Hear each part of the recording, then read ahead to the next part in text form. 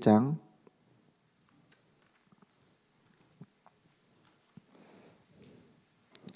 이사야 61장 1절에서 3절 말씀 함께 보겠습니다.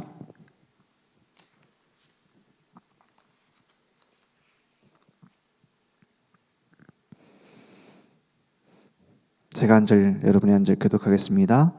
주 여호와의 영이 내게 내리셨으니 이는 여호와께서 내게 기름을 부으사 가난한 자에게 아름다운 소식을 전하게 하려 하심이라. 나를 보내사 마음이 상한 자를 고치며 포로된 자에게 자유를, 갇힌 자에게 노임을 선포하며 여호와의 은혜의 해가 우리 하나님의 보복의 날을 선포하여 모든 슬픈 자를 위로하되. 3절 함께 읽겠습니다.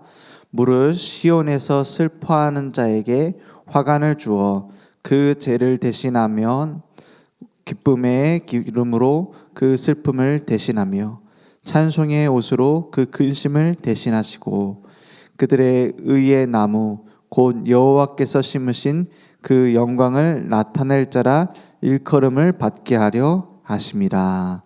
아멘. 예수님께서 오심으로 이 말씀을 성취하셨죠. 우리의 모든 것을 치유할 수 있는 유일한 분이 하나님입니다.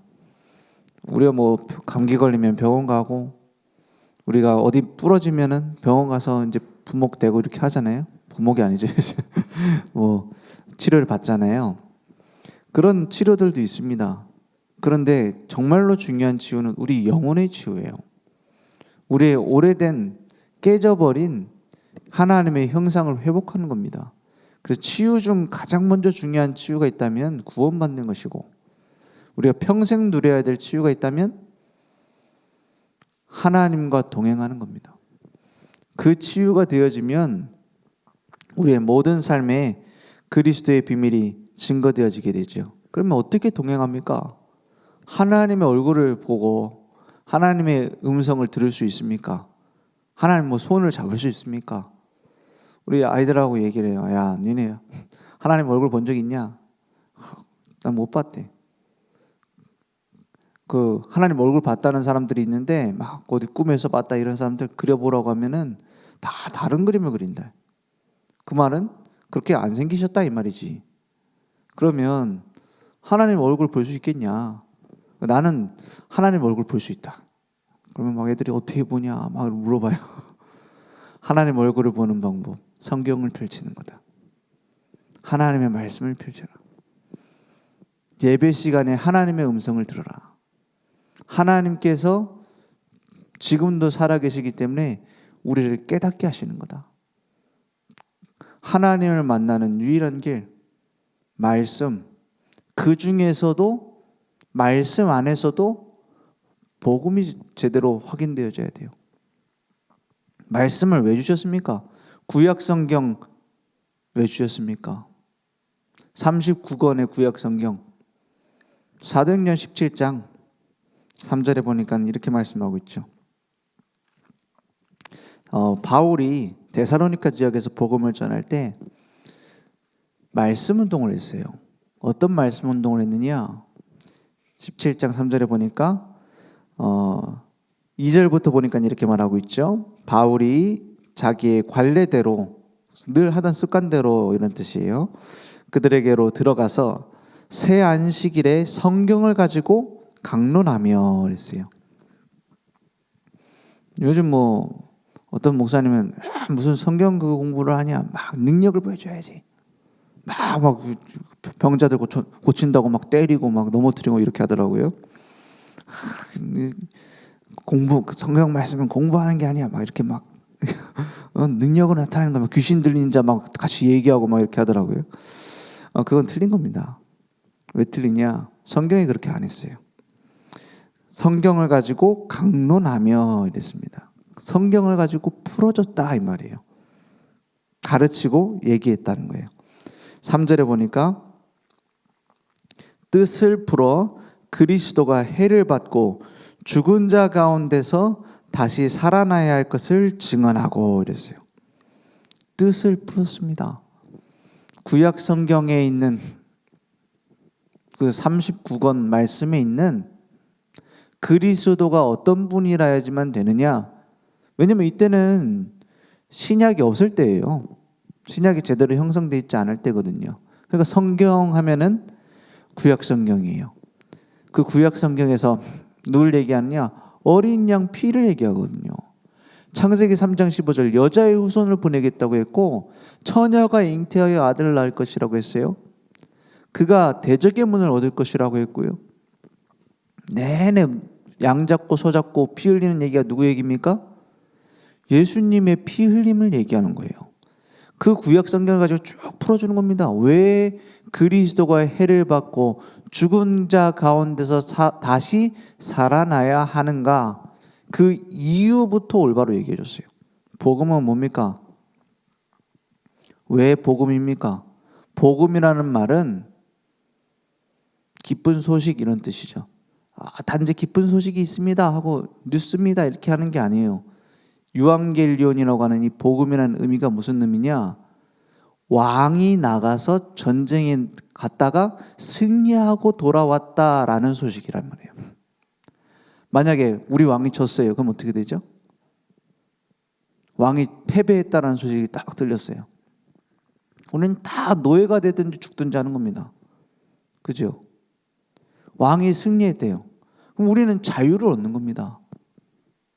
그만큼 우리의 모든 것이 걸린 일에 있어서 승리하신 소식이다. 이게 복음이에요. 뭐 좋은 얘기 있습니다. 이게 아니라 우리를 완전히 해방시키는 소식이다. 우리를 완전히 건져내는 비밀이다. 그걸 전달받는 것이 복음입니다. 근데 어떻게 우리는 해방받았어요? 어떻게 우리의 왕이 승리하셨어요? 그리스도께서 이 땅에 오셔서 모든 죄에 빠진 우리를, 사탄의 권세에 붙잡혀서 죄라는 갈고리에 걸려서 끌려가고 있던 우리를, 하나님 만날 수 없는 우리를 건져내기 위해서는 우리를 위해서, 말씀 띄워주세요. 3절 그리스도가 해를 받고 죽은 자 가운데서 다시 살아나야 된다. 이 말씀이 구약 성경에 계속 있다 이 말이에요. 한마디로 우리가 빠져있는 죄와 저주의 문제는 내가 노력해서 나올 수 있는 것이 아니고 우리의 왕이 대신 싸워 이기셔야 건져낼 수 있는 문제다. 죄 없는 분이 우리를 위해 십자가에 죽으셔야 된다. 그 정도로 우리가 하나님 떠나 있는 이 문제가 심각한 문제라는 거예요. 성경 내내 얘기하고 있는 겁니다. 그래서 뭘 얘기합니까? 여자의 후손이 아니면 안 된다. 방주 안에 들어와야지만 산다. 구약 내내 얘기하는 겁니다. 다시 살아나야 할 것을, 죽음의 권세를 이기고 우리를 건져내시는 분이 있으셔야 돼요. 그래서 구약은 무슨 얘기입니까? 한마디로 앞으로 이러이러한 그리스도가 오신다라는 거예요. 예언입니다. 그래서 구약 신약 나누는 기준이 뭡니까? 예수님이 오실 것이다. 물론 예수라는 이름이 언급되지 않았어요. 앞으로 여자의 후손, 이러한 그리스도, 기름 부음 받은 자가 온다. 신약은 뭡니까? 그분이 오셨다. 그래서 신약입니다. 구약, 옛 약속, 신약, 새 약속. 그 오신 분이 누구냐? 그 그리스도께서는 이렇게 우리를 위해 십자가에 죽으시고 부활하셔야 되는 분인데 역사상 단 한 분, 그분이 오셨다. 그분이 누구냐? 이르되 내가 너희에게 전하는 이 예수가 곧 그리스도다. 이게 복음 아닙니까? 그죠? 우리가 할 수 있는 거 하나도 없어요. 이 복음이 내게 누려지고 이 복음이 내게 확인되어지는 것이 신앙생활입니다. 이것을 믿는 게 구원입니다. 그래서 오직 복음, 오직 말씀 따라서 오직 이제 뭐 하면 됩니까? 기도 속에 들어가면 됩니다. 그 기도의 체질이 되면 영원한 치유가 시작되어져요. 이 복음이, 이 영원한 복음이 생명의 씨앗이라면 말씀은 우리에게 생명수가 되는 거예요. 씨앗만 심어놓고 물 안 주면 자라나질 않잖아요. 그래서 예수님을 영접할 수 있도록 도와주고 꼭 뭘 해야 되죠? 말씀으로 양육을 해줘야 되는 거예요. 물을 줘야 되는 거예요. 안 그러면 어떻게 되죠? 그 씨가 자라나지 못하고 가시밭, 돌밭 이런 데서는 이제 그 사람 이제 계속 고생만 하는 겁니다. 물을 줘서 자라나서 힘이 있게 만들어줘야 돼요. 그리고 기도의 비밀을 누리는 것은 이제 빛을 비춰주는 것처럼 강한 힘을 갖게 만드는 거죠. 기도의 빛이 비춰지지 않으면 아무리 막 열심히 착실하게 해도 하나님의 역사를 체험할 수가 없어요. 그런 얘기 없습니까? 그런 얘기 하잖아요. 아이들도 한 번씩 하거든요. 하나님이 전능하시고 다 아시는데 우리를 사랑하신대요. 그럼 왜 기도해야 되냐 이렇게 물어보더라고요. 미리 챙겨주면 되지. 필요한 거 있으면 미리 주면 되지. 왜 기도합니까? 일리가 있는 얘기 아닙니까? 내가 이걸 받을 수 있도록 기도하잖아요. 나 이번에는 이런 응답 좀 받고 싶은데 하나님 응답해 주세요 하잖아요.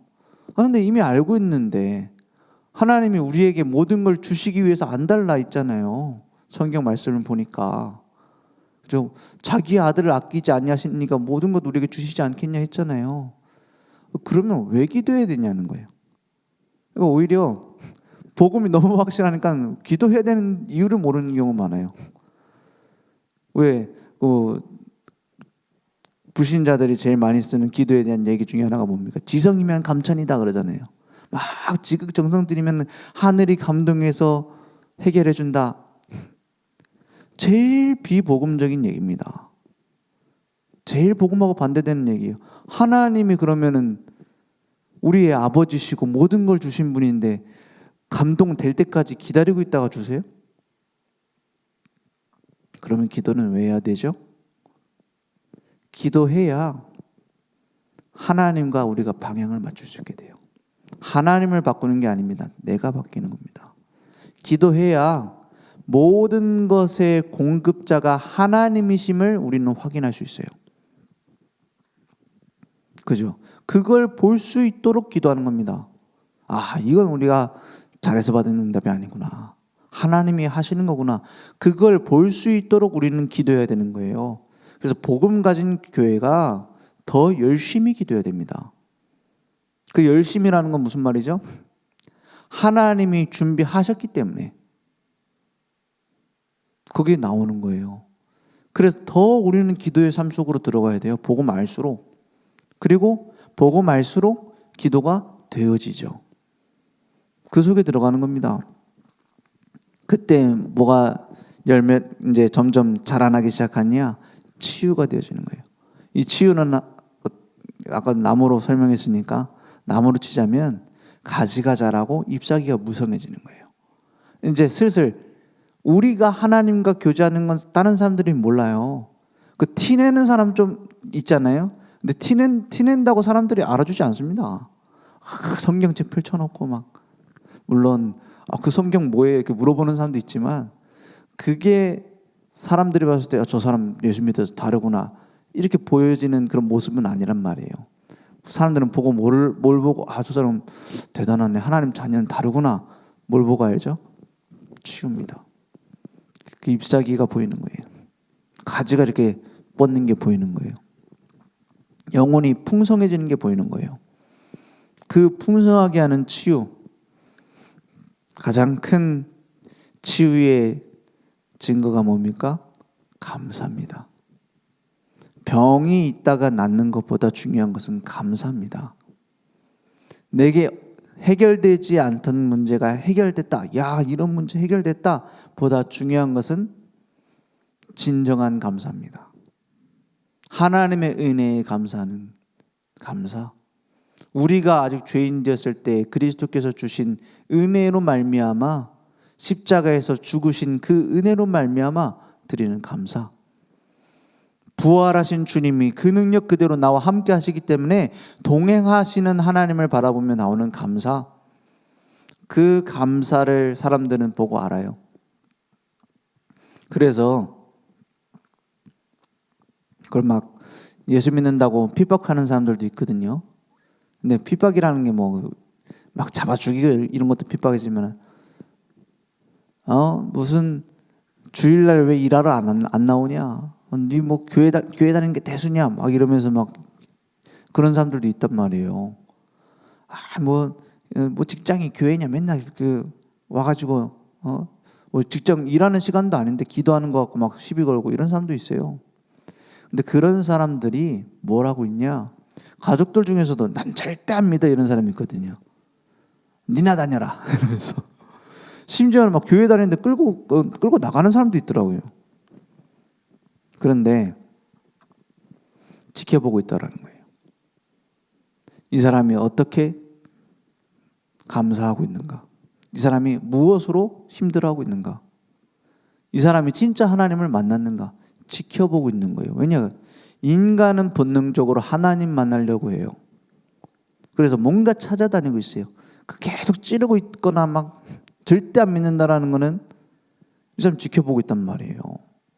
진짜 계신가? 진짜 하나님이라는 존재가 있어서 우리 아내와 함께하고 있는 게 맞는가? 그걸 지켜보고 있단 말이에요.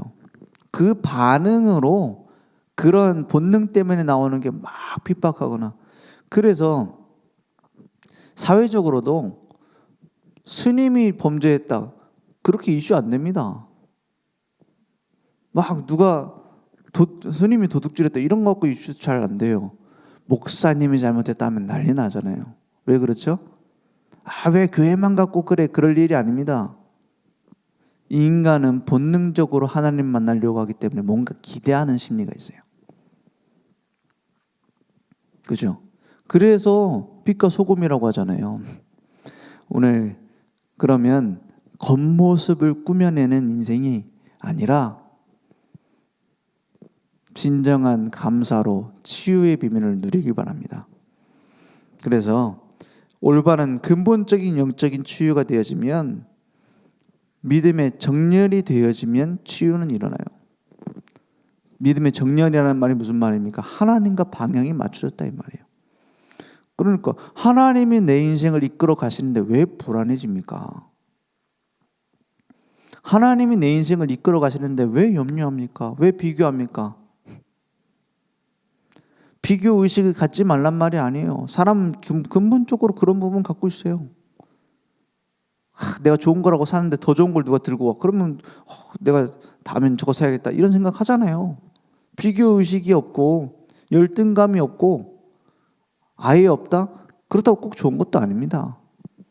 그럼 부정적인 많은 상처 이런 것들 어떻게 치유합니까? 그런 것이 필요 없어질 정도로 그리스도로 충분하면 돼요. 그런 것이 필요 없을 정도로 근본적인 감사가 회복되면 돼요. 난 더 좋은 게 있거든요. 그죠? 어떤 경우 그런 경우도 있어요. 차라리 저 불신자가 훨씬 나보다 나아 보이는데.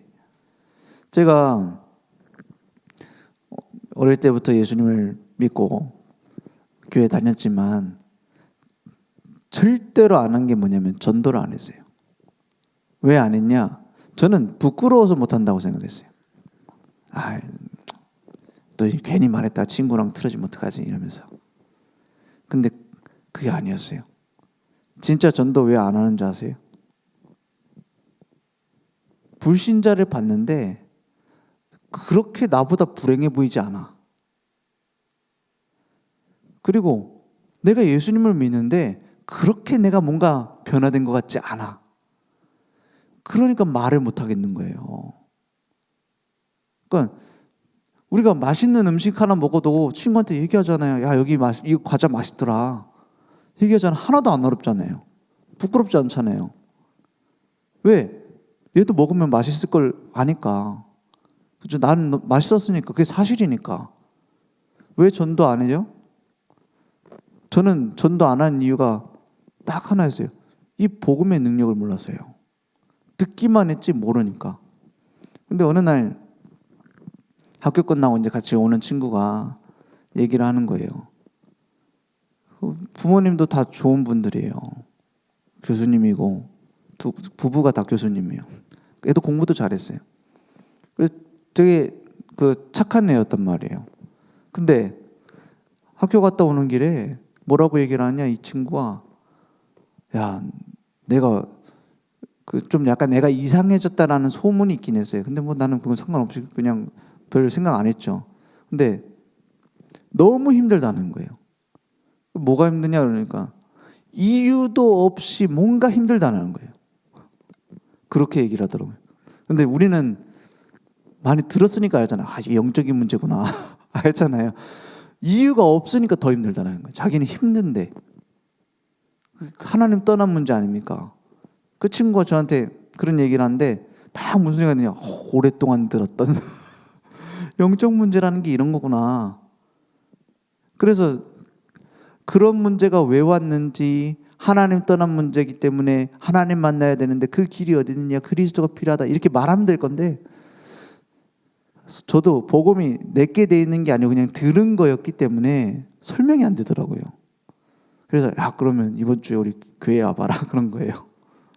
근데 교회 오는데 버스 타고 1시간 넘게 걸렸거든요. 그때 우리 가족이 다니는 교회가. 근데 이 친구가 1시간 넘게 와서 왔어요. 그리고 다행히도 전도사님이 그때 뭐 구원 얘기를 해가지고 복음 전하고 예수님 영접시킨 거예요. 제가 그걸 보면서 뭘 느꼈냐? 아, 이 복음을 전해야 되는 거구나. 그런 생각을 처음 했어요. 복음 얘기는 많이 들었는데 왜냐? 정말로 필요한 거라. 그게 없어서 사람들은 고난당하는구나. 처음으로 봤어요. 물론 그때 그렇게 느끼기만 하고 넘어갔지. 물론 나중에 아 진짜 전도해야 되는구나 이렇게 생각이 되지만 전도 안 하는 이유 딱 하나입니다. 내 성격이, 내가 부끄러워서, 내가 혹시 내 지금 환경이, 내 직업이 진짜 아니더라고요. 뭐죠? 이 복음이라야지만 된다가 내게 없으면 전도는 불가능한 겁니다. 이 복음이면 충분한 거다. 그게 없으면 딴 거예요. 전도하러 가서도. 그래서 가면 갈수록 하나님의 자녀로서 그리스도의 비밀을 누리는 속에 들어가면 치유는 되어집니다. 다른 방법으로 하려니까 안 돼요. 그래서 그 시간표는 사람마다 다를 수 있습니다. 이 사람 오랫동안 정신 문제를 앓고 있었다? 오래 걸릴 수 있어요. 저는 처음부터 주로 얘기합니다. 당신이 지금 10년 동안 이 문제 있지 않았냐? 오랫동안 갑자기 온 문제 거의 없습니다. 그럼 갑자기 온 거는 좀 빨리 해결이 되는 거죠. 당신이 이 정신적인 문제가 온 게 청소년 때부터 온 거 아니냐 사실은. 보통 그때 옵니다. 그러면 10년, 15년 됐는데 치유되는데도 그 정도 걸린다고 생각해야 된다 이렇게 먼저 얘기를 해요. 당신 10년 동안 그런 문제가 있었으면 한 10년 치유받아야 된다고 생각을 해요. 물론 훨씬 빨리 되는 경우도 많이 있어요. 근데 보통 그렇습니다. 왜냐? 그런 기간을 얘기를 안 해주면은 막 조급해져요. 예수 믿는데 왜 안 되냐? 몇 달 동안 말씀 들었는데 왜 안 되냐? 그럴 수 있거든요. 당신 10년 알았으면 10년 정도 치유받아야 된다고 미리 생각을 해라. 그래야 다 깨끗해진다고 생각해라. 그리고 뭐 할 수 있도록이요? 복음 누릴 수 있도록. 근데 어떤 복음이냐? 그냥 복음만 누릴 수 있도록. 그러면 됩니다. 이게 언제 났냐? 이거 내가 말씀 들고 가서 열심히 했는데 왜 안 되냐? 그러지 말라는 거예요. 그냥 복음 속에 있으면 나중에 지나고 보면 끝나 있어요. 나중에 지나고 보면 치유되어 있어요. 그냥 복음 속에 어떻게 들어가게 도울 것인가? 이제 정신병원에 제가 간 거예요. 제가 아파서 간 건 아니고 이제 누구 복음 전해달라고 갔어요. 가서 이 사람 어쩔 때는 뭐 막 이상한 소리도 하고 그래요. 그래 뭐 하느냐? 복음에 대한 말씀 한 30개 뽑아가지고 그걸 이제 프린트 해가지고 가지고 가서 이걸 하루 종일 봐라. 그걸 가지고 외우게 만든 거예요. 외우게 만들고 그 설명해주고 무슨 뜻인지 그냥 보면 모르니까 계속 가서 얘기를 해준 거예요. 나중에 그 사람은 이제 나중에 어떤 다른 교회로 가고 지금 미션을 가가지고 이렇게 갔어요. 그 어디 우리 신학교 다니는 다른 목사님이 계셔가지고 거기 교회로 가게 됐는데 그 동안에 제가 계속 갔잖아요. 매일 하루 일주일에 한 두세 번씩 갔어요. 가서 계속 할 때마다 어쩔 때는 막 자기 힘들었대. 어쩔 때는 막 너무 좋았대. 그러면서 뭔 얘기를 하냐? 이 말씀을 읽고 있는 동안에는 내가 좀 평안해지더라. 이런 얘기를 하더라고요. 그럴 겁니다. 왜냐? 복음 누릴 수 있도록 돕는 것 외에는 진정한 치유 없습니다. 그냥 복음 속에 계속 들어가면 돼요. 저희 부산에 치유사역원이 있거든요. 지금도 운영한지 모르겠는데 거기서 이제 일하는 저희 동기가 있어가지고 신학교 동기가 있어가지고 물어봤어요. 거기는 이제 진짜 죽는다고 하는 사람들만 받아서 이제 동의서 쓰고서 치유를 하는 거예요. 뭐 암 환자들 중에서도 이제 안 된다. 왜냐하면 의사가 수술하면 된다고 했는데 여기 와가지고 만약에 잘못되면 어떻게 돼요? 그럼 안 되잖아요. 의사가 포기한 환자, 의사가 안 낫는다고 이 사람 불가능하다는 환자들만 모아서 이제 치유를 한 거예요. 물어봤어요. 제가 궁금한 게 많거든요. 호기심이 좀 많아요. 어떤 사람이 낫고 어떤 사람이 안 낫냐 내가 물어본 거예요. 그러니까 이렇게 얘기를 하더라고요. 계속 붙어 있는 사람은, 그냥 복음 속에 치유받으려고 있는 사람은 다 낫더라. 중간에 안 되겠다 해가지고 나간 사람은 다 죽더라 이러더라고요. 그렇게 얘기를 하는 거예요. 확실한 체험이죠. 그래서 복음으로만 치유될 수 있어요. 복음으로만 우리도 살 수 있어요.